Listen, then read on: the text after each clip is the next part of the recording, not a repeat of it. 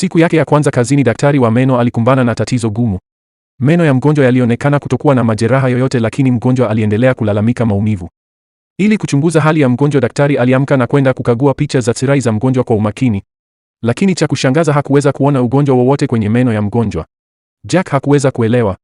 Je, hili linaweza kuwa ni tukio adimu sana? Akiwa hawezi kumwacha mgonjwa aendelee kuteseka, Jack alimwandikia dawa za kutuliza maumivu kwa muda.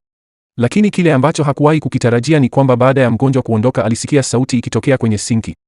Alipopeleka mkono ndani kutoa kilichokuwa kwenye maji, maskini kichujio cha sinki kilikuwa kimejaa vimelea. Alikaribia kutapika chakula chake cha mchana. Alivitupa haraka vimelea vile mkononi mwake. Lakini akitazama pipa la takataka, ghafla aligundua kitu. Alikumbuka kwamba maji yaliyokuwa kwenye sinki yalikuwa yametumiwa na yule mgonjwa. Hapo ndipo Jack alipoelewa chanzo cha maumivu ya mgonjwa yule. Alirudi haraka kukagua picha za tirai za mgonjwa tena. Lakini baada ya ukaguzi wa kina bado hakuweza kuona tatizo lolote. Kisha alipokuza picha ya tirai, aligundua vimelea vingi sana vikiwa vinaishi kwenye mizizi ya meno ya mgonjwa. Jack alishtushwa na tukio hilo. Ili kujua ni aina gani ya ugonjwa huu, Jack alienda maktaba kufanya utafiti. Kwenye kitabu cha kale alipata kumbukumbu kuhusu vimelea hivi. Ilibainika kuwa vimelea hivi vinavyoishi kwenye meno huitwa minyoo ya meno. Minyoo hii ya meno huanza kwa kutaga mayai kuzunguka meno ya mgonjwa.